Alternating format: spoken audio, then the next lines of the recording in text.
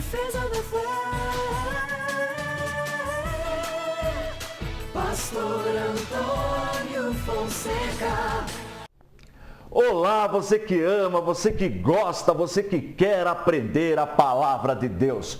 Hoje, mais uma aula de reforço. Desde o edito de Constantino, no ano 313 depois de Cristo, até a queda de Roma, em 476 depois de Cristo. Então, nós já aprendemos que Constantino, ele autorizou a religião cristã, ele era um imperador, levou a capital para Constantinopla, que hoje é Istambul, fica na Turquia. Por que ele levou a capital? Porque ela tinha uma segurança natural. A cidade de Roma, ela sempre estava sendo invadida pelos bárbaros, mas a cidade de Constantinopla, a cidade que ele fundou, ela era protegida. A geografia favorecia a proteção. E outra coisa também, Roma, ela é cheia de templos pagãos, de idolatria. Então Constantino preferiu levar a capital para Constantinopla e construir tudo de novo ali a sede do governo.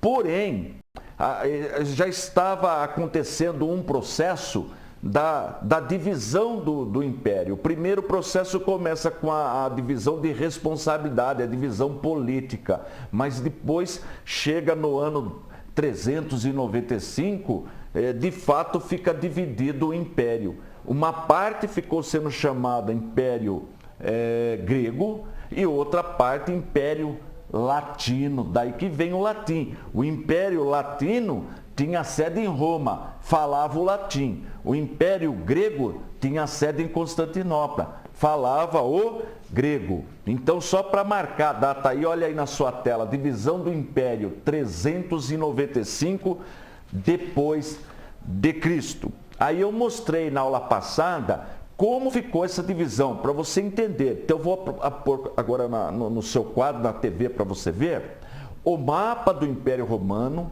o mapa e a divisão, um pontilhado mostrando a divisão. Então, como eu disse, de um lado nós chamamos Império, o lado oriental nós chamamos de Império Grego, vai falar a língua grega. E de outro lado, o lado ocidental, nós chamamos de Império Latino e vai falar o latim. Você lembra quando a missa era rezada em latim? Porque os jesuítas, os enviados pela Igreja Católica para evangelizar, para trazer o ensino do catolicismo para os índios, pertenciam à Igreja Latina. Daí o latim ser falado. Teve gente que a minha avó até chegou a participar de missa falada no latim. Olha que interessante. Então daí, foi nessa época, nessa divisão, a divisão completa foi no ano 395 depois de Cristo. Então nós temos uma sede da igreja em Roma. Então tem um imperador em Roma e tem a sede da igreja em Roma. E tem a sede da igreja em Constantinopla, que é a capital onde ficava Constantino. Então duas igrejas nós já aprendemos nesse momento. A igreja com sede em Constantinopla, que é no Oriente, e a igreja com sede em Roma, no Ocidente. Constantinopla falando grego, Roma falando latim. Então olha aí a divisão, olha que interessante aí, a divisão na sua tela aí do Império, né? Olha que legal, tá vendo esse mapinha que parece a bota Itália, parece uma bota, né? Então aí tem Roma e do outro lado tem Constantinopla, Império do Ocidente e Império do Oriente, tá bom? Bem, agora uma informação importante. Nós temos neste período 5 sedes, 5 igrejas sedes, que nós chamamos de patriarcados. São 5 que nós vamos destacar, que nós aprendemos em história, os 5 patriarcas principais. Então olha aí na sua tela, Jerusalém tem um patriarcado, Antioquia, Alexandria lá no Egito, Constantinopla, que eu já falei, é a capital do Império Grego, Império Oriental, e Roma, capital do Império Latino. Agora eu vou mostrar para você, essa aula é com bastante informação, bastante ilustração. Eu vou mostrar para você agora um mapinha dos 5 patriarcados. Então eu coloquei setinhas para enumerar os 5 patriarcados, para você ter uma noção geográfica onde ficavam essas igrejas sede, tá bom? Então olha aí na sua tela novamente. Tá vendo a setinha número 1? Então você encontra Roma na setinha número 1. Na setinha número 2, você encontra Constantinopla, que é a outra sede. Na número 3, Antioquia. Na número 4, Jerusalém.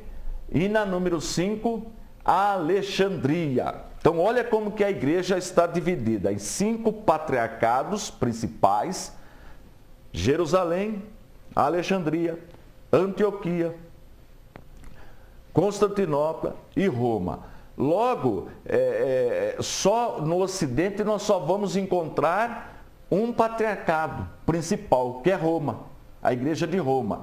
E lá na igreja de Roma, ele já começa a adotar o título para o bispo principal, para o patriarca principal, de Papa. Aí já começa a surgir, já começa a ser chamado de papai, Papa, né? O líder dos bispos. Então começa a usar o termo agora Papa. Tá vendo? Uma novidade na nossa aula de hoje.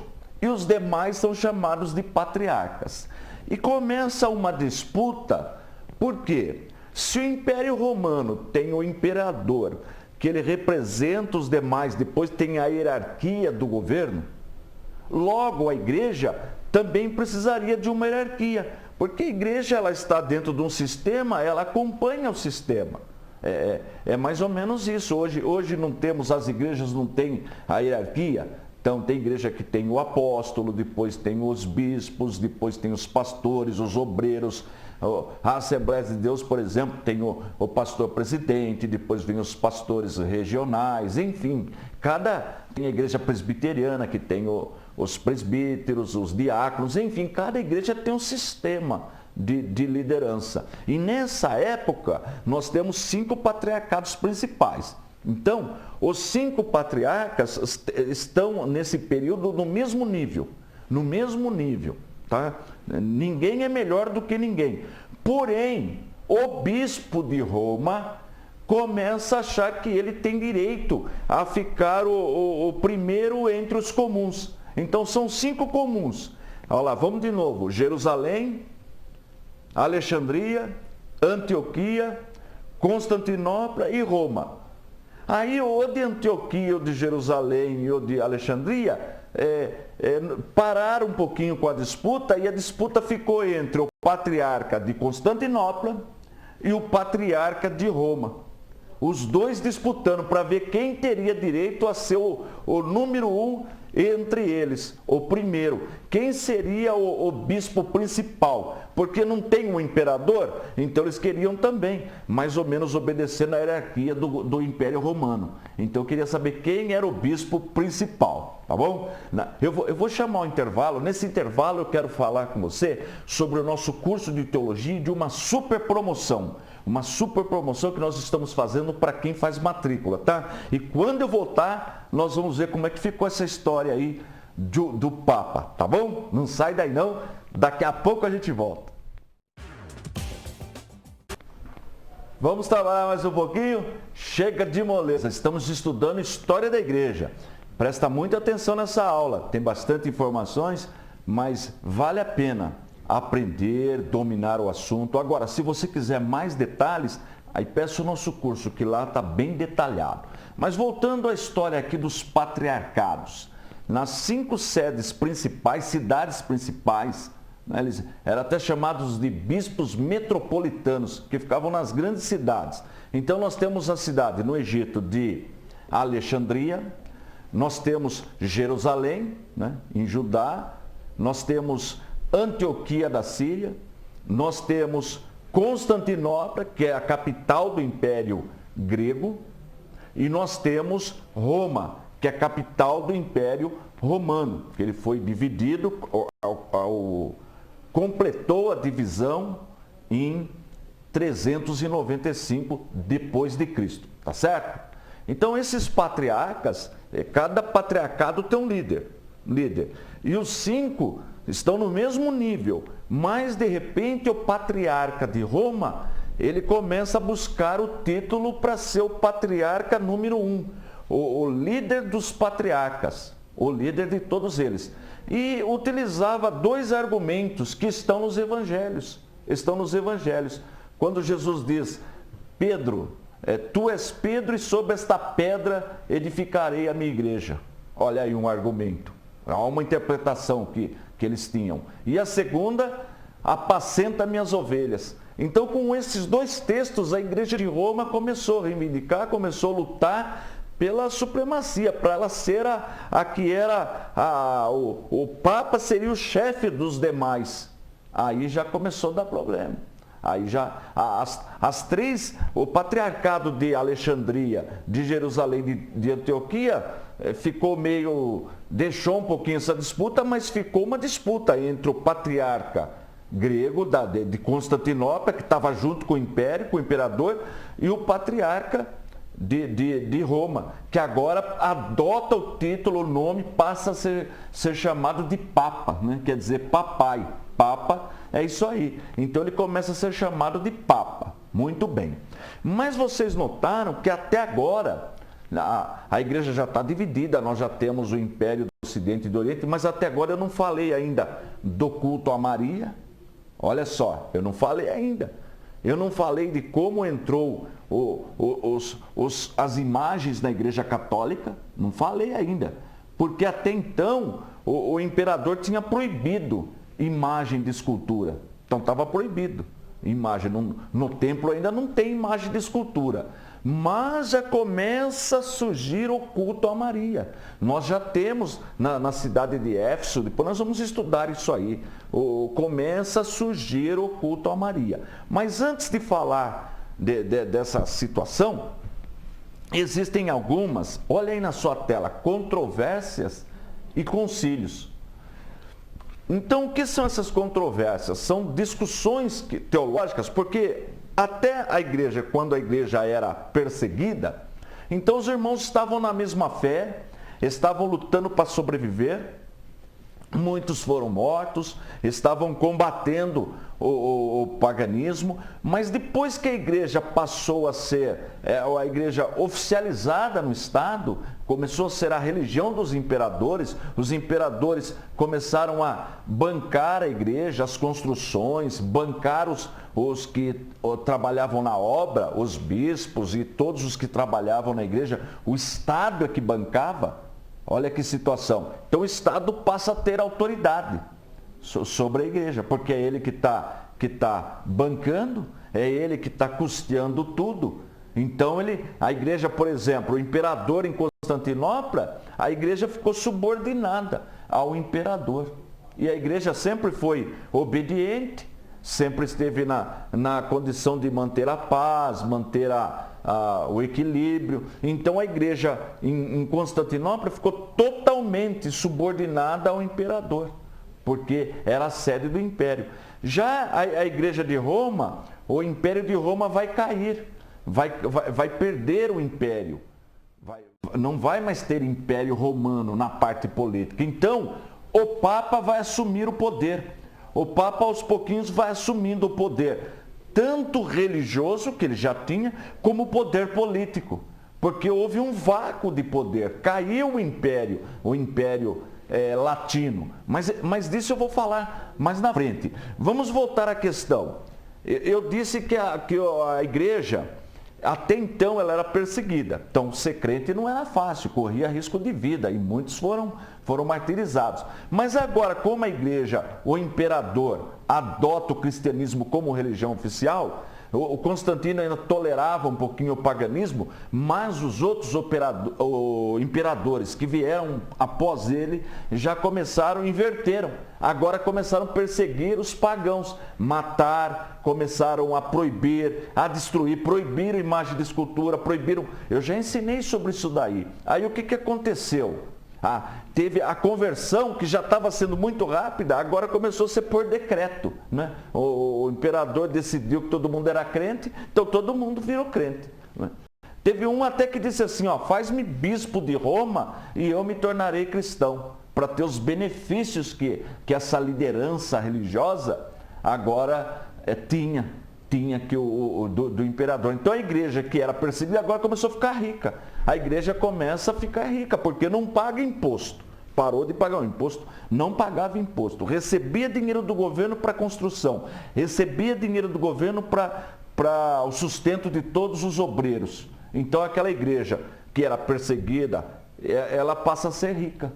Ficar rica. E a igreja de Roma era uma igreja generosa, era uma igreja que ajudava os irmãos necessitados de outras igrejas. Ela sempre fazia oferta, ela sempre foi uma igreja ativa. A igreja de Roma é uma igreja nesse período muito ativa na ajuda aos mais necessitados. Ela realmente ajudava as pessoas, tanto na parte religiosa como na parte social. Era uma igreja que fazia esse trabalho muito bem. Bom, agora todo mundo está na igreja, só que muita gente vem para a igreja, mas não é convertida. Aí é que está o problema. Então o mundanismo começa a entrar na igreja. Começa porque a pessoa vem sem ser convertida. Vem por um decreto. Bom, mas neste período agora surgem o quê? As controvérsias e os concílios. Então, o que são essas controvérsias? Discussões teológicas. Agora começa a discussão teológica, porque está todo mundo na igreja, os bispos todos, então eles começam a ter divergências, controvérsias. E aí precisa fazer o quê? Concílio. O que é um concílio? Uma reunião com todos os bispos destas metrópoles que eu falei, né? De Antioquia, de Alexandria, Constantinopla, Jerusalém, de Roma, para discutir uma questão teológica. E a primeira grande controvérsia, discussão teológica da história, foi a doutrina da Trindade. Olha só, a igreja estava ensinando a doutrina da Trindade, que nós cremos em um único Deus, e nesta divindade, no Deus que nós cremos, nós encontramos três pessoas distintas.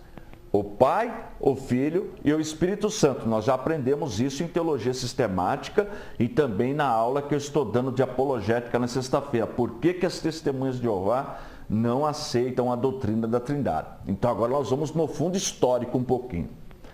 Tinha um presbítero em Alexandria, na metrópole, na cidade de Alexandria, uma grande cidade, para a época considerada uma grande cidade, Alexandria.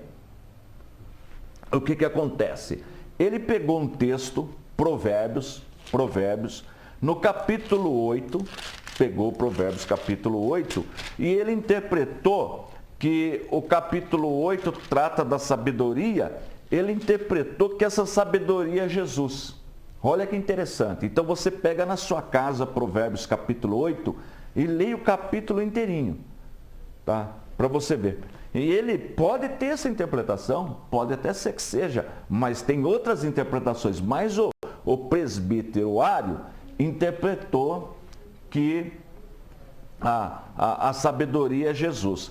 E quando chega no versículo 22, olha que interessante, no versículo 22, segundo a história, ele estava lendo na Septuaginta. Septuaginta é aquela versão dos 70 que foi traduzida do hebraico para o grego. Nós já aprendemos, mais ou menos 285 anos antes de Cristo, até o ano 250 antes de Cristo. Até o ano 250 para falar em números redondos, né? Antes de Cristo, a Bíblia, o Antigo Testamento foi traduzido. Veja que Provérbios é um livro do Antigo Testamento, então ele foi traduzido para o grego. E Ário pegou ele era estudioso, pegou esse texto aqui, Provérbios 8 e 22, e leu: o Senhor, olha na sua Bíblia aí, na sua casa está escrito: o Senhor me possuiu. Me possuiu. Só que na Septuaginta, que ele pegou no texto, estava: o Senhor me criou. Ora, se ele interpreta que o texto está falando de Jesus, e no 22 fala que a sabedoria foi criada, então ele levantou a seguinte questão teológica: olha, Jesus é um ser criado. Jesus não é Deus de Deus, não. Ele foi criado por Deus. Olha, isso deu uma confusão, meu. Começou a ensinar isso e começaram a negar que Jesus era Deus Todo-Poderoso e deu uma grande confusão. Sabe o que aconteceu? Eu vou falar, só que não é agora não. Deixa eu chamar o intervalo. No intervalo eu quero falar um pouquinho dessa Bíblia, da Bíblia apologética. Eu vou falar sobre essa Bíblia que eu tenho em mãos, inclusive trata desse assunto, aqui no Rodapé trata desse assunto. E quando eu voltar, eu vou falar o que aconteceu, tá bom? Vamos trabalhar mais um pouquinho?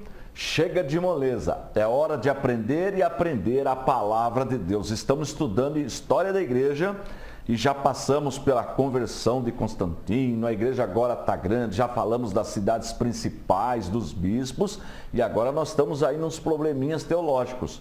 Por que é importante você entender aí? Quando uma testemunha de Jeová vai na sua casa, ela não sabe disso. Ela não vai aprender isso que eu estou falando aqui para você, mas agora você já sabe da onde surgiu a doutrina onde elas negam que Jesus é Deus Todo-Poderoso. Você sabia que a testemunha de Jeová não adora Jesus? Elas não adoram Jesus por causa desse ensino aqui. Mas elas não têm esse conhecimento histórico que eu estou passando para você. Mas agora a senhora que assiste o programa está aprendendo, está guardando, está entendendo as coisas, como elas surgiram. Assim, quando nós fomos estudar também como surgiu o culto a Maria. Se você tem até um amigo, uma amiga católica, liga para ela, fala, nós estamos tendo aula de teologia e nós estamos aprendendo como surgiu a Igreja Católica, como a imagem de escultura entrou na Igreja Católica, como entrou o culto a Maria, a Igreja Católica, os santos da Igreja, tudo isso nós vamos aprender nessa matéria, mas tem que ir devagar que eu quero que você realmente aprenda. Né? Por isso que eu ofereço sempre o material, para você realmente crescer. Mas vamos continuar? Então a discussão era o seguinte, Ário, o nome dele é Ário, ele era presbítero em Alexandria. Lembra que eu falei? Alexandria também tem lá os bispos, é uma igreja forte. Né? E o que acontece? Fica no Egito, tá? Alexandria fica no Egito. E ele pegou então Provérbios, começou a estudar e falou, olha só, Provérbios fala da sabedoria. O título diz, a essência da justiça dos preceitos da sabedoria. Essa sabedoria aqui, ele interpretou como se fosse Jesus. E no texto que ele leu, era o texto grego, segundo a história diz, era um texto da Septuaginta. Septuaginta é aquela tradução de 70 que eu já ensinei para você na aula de bibliologia. Se você perdeu a aula de bibliologia onde eu falo da Septuaginta, é só você pedir esse DVD número 1 de bibliologia, que você vai entender tudo. Eu já dei essa matéria. Então o que acontece? A Bíblia estava escrita no grego e no versículo 22 do capítulo 8 de Provérbios, onde está escrito na nossa Bíblia, o Senhor me possuiu, lá estava escrito o Senhor me criou. Traduziram como criou, ao invés de traduzir como possuiu. Então, desse criou, ele começou a defender a teoria que Jesus é um ser criado. Que Jesus não é da mesma espécie de Deus, Deus de Deus. Não, Jesus foi criado por Deus. Olha só que doutrina. E essa doutrina, esse ensinamento, deu uma confusão, criou uma divisão na igreja.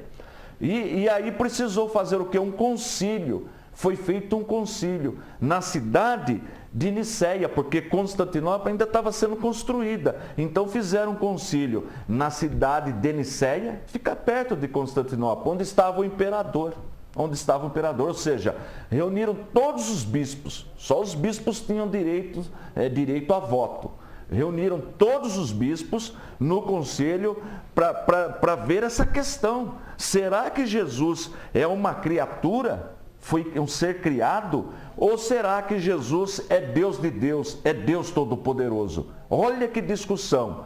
Aí tinha uma outra pessoa, que ele não era bispo, é o Atanásio, um estudioso muito inteligente mesmo, Atanásio. E ele começou a mostrar, biblicamente, começou a escrever, mostrando, não, Jesus é Deus Todo-Poderoso. Então ficou Ário defendendo que Jesus é um ser criado e Atanásio defendendo que Jesus é um ser todo-poderoso. E dessa discussão nasceu uma confissão de fé, que nós chamamos de credo. Credo é uma confissão de fé, um cremos. Se você pertence a uma denominação evangélica, se você for ver lá o estatuto da denominação que você pertence, lá tem a confissão de fé, o cremos. Você precisa de uma confissão de fé. Por ser evangélico, você tem a confissão de fé evangélica, o nosso cremos. Entendeu? Por exemplo, o primeiro item do nosso cremos, a Bíblia é a palavra de Deus. É um item de confissão de fé, né? Nós cremos em um único Deus. É uma confissão de fé. Mas nós encontramos 3 pessoas na divindade: o Pai, o Filho e o Espírito Santo. Olha que interessante, faz parte da nossa confissão de fé. Jesus nasceu, Maria ficou grávida pelo Espírito Santo. Pelo Espírito Santo. Gerou Jesus, sendo ela ainda virgem. Isso é uma confissão de fé. Jesus morreu para salvar todos. Verteu seu sangue. Pagou o preço, né? Pagou o preço da nossa salvação. Então, uma confissão de fé. Então, isso nós chamamos de cremos, de credo doutrinário.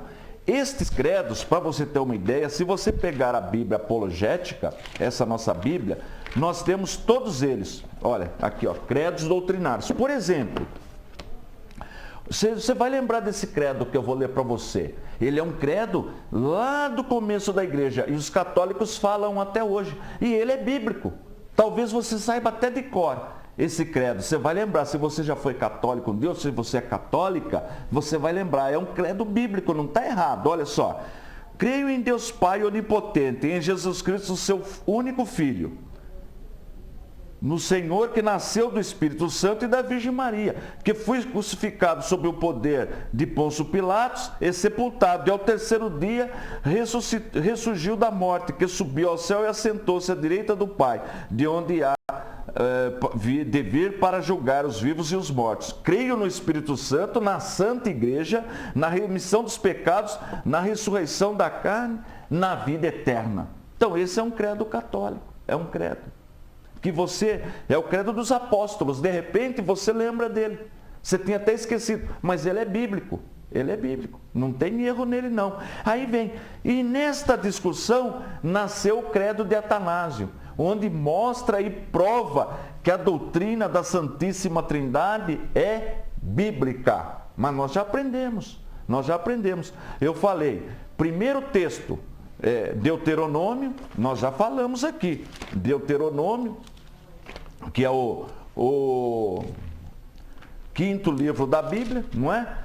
6 e 4. Ouve Israel, o Senhor nosso Deus é o único Senhor. Aqui está falando o quê? Que nós só temos um Deus. Mas lembra que eu falei sobre unidade? Que essa unidade, único, tem 2 tipos de palavrinha no hebraico, uma para unidade composta e uma para unidade absoluta, e que nesse caso aí é usado unidade composta. Está lembrado dessa aula? Já dei essa aula também. Está aqui no DVD de Teologia Sistemática 1. Se você adquirir, você vai ver. Depois eu falei, eu vou ver se eu até falei para você, quer ver? Deixa eu achar aqui, rapidinho.